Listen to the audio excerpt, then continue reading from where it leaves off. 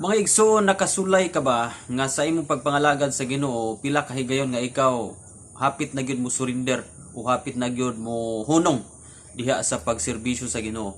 O sa imong mga pag-ampo kaha naa kay gipangayo sa Ginoo ba nga dugay na kay nimong gipangayo pero until now wala pa gihapon ang tubag. So nasinati ba nimo nga murag kag kagib upon sa imuhang gipangayo sa Ginoo?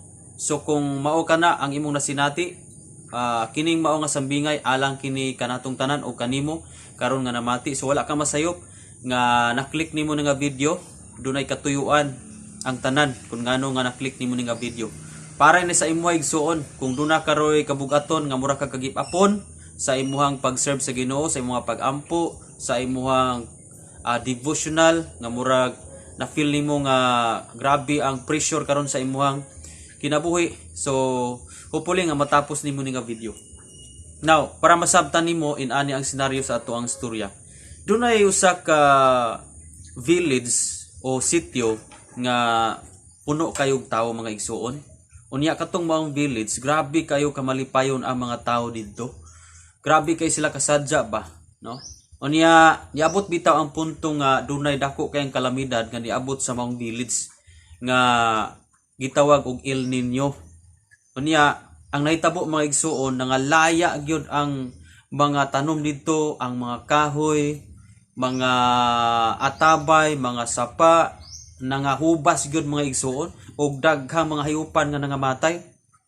So niabot ang dako nga kalamidad sa mao nga sitio. Unya ang kanhi nga malipayon kayo nga mga tawo nga nagpuyo dito napulihan kini og grabe nga kasubo o grabe nga kamatay sa mga hayupan o duna na gyud mga tawo nga nangamatay po dito tungod sa wala gyoy tubig, wala sila'y mainom. So karon dunay usa ka tawo nga nanimbaso gud siya og iyang gimiting ang tibuok sitio nga matud pa niya ato ang bugwalon o atong kubkubon ang ilalom nini nga yuta, kay sigurado ko nga naagyoy tubig ini sa pinakailalom.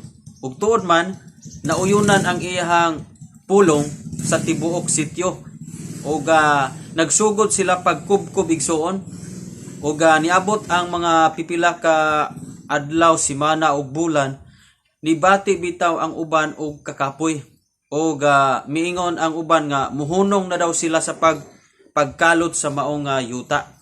Pero ang katong usa ka tawo nga mo'y mi-meeting kanila, naningkamot gud siya nga dili niya undangan ang pagkalot tungod kay mao ni ang paglaom nga makasupply og tubig ngadto sa tibuok sitio.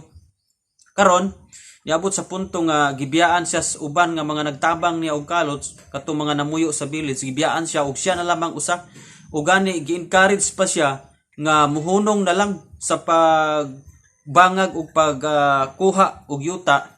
Kay matud pas kadaghanan nga wala na tay Diyos, wala na tay mahimo kay wala gyud ni tubig tungod sa nangliki na malang na gyud pag-ayo ang mao nga area nga ilang gipuy-an.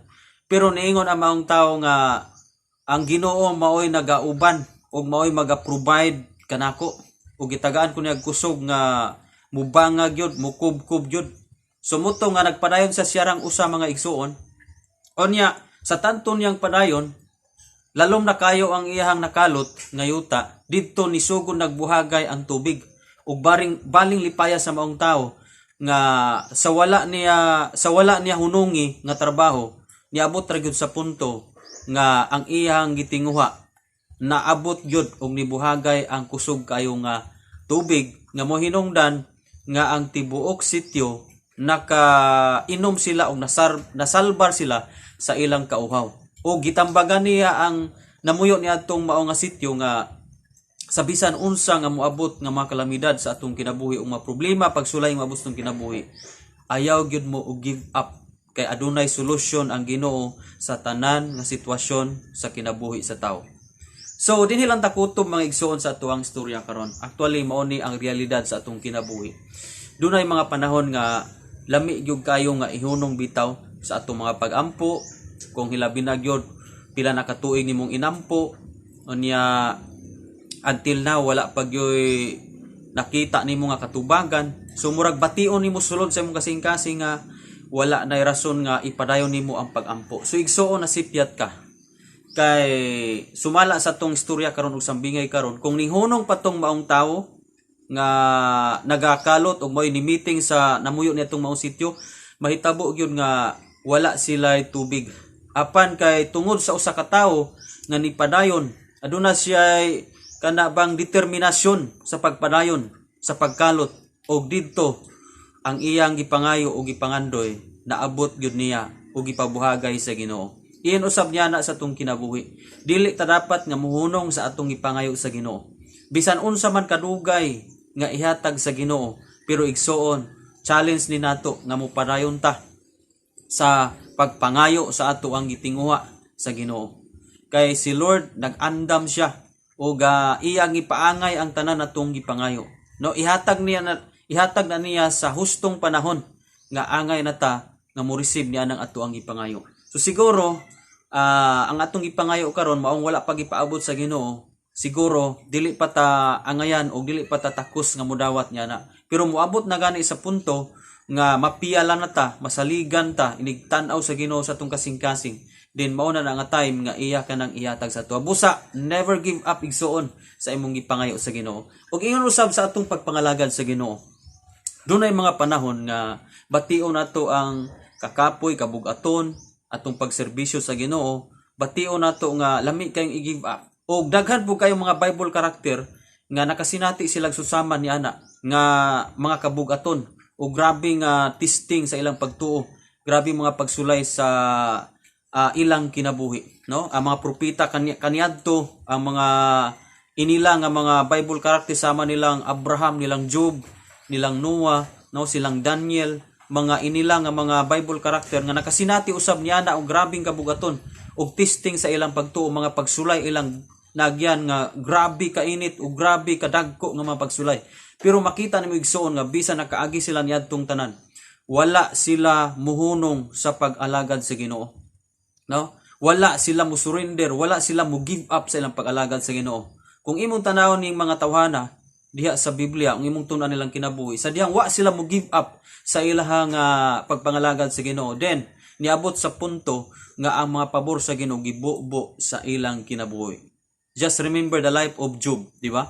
Grabe ang kahimtang o pagsulay nga niabot sa kinabuhi ni Job. Pero kung imong tanaw, nagpadayon si Job nga masilimbahon sa Dios, wala siya muhunong taliwala sa daghang mga pagsulay nga niabot sa kinabuhi. Instead nga mipadayon siya. Ug imong tanaw nang iyang kinabuhi sa pinakalas niya nga kahimtang sa iyang kinabuhi, gidouble sa Ginoo ang portion sa mga panalangin nga gihatag niya ni Job, di ba? So adunay pabor gid ay sa tawo nga mulahutay.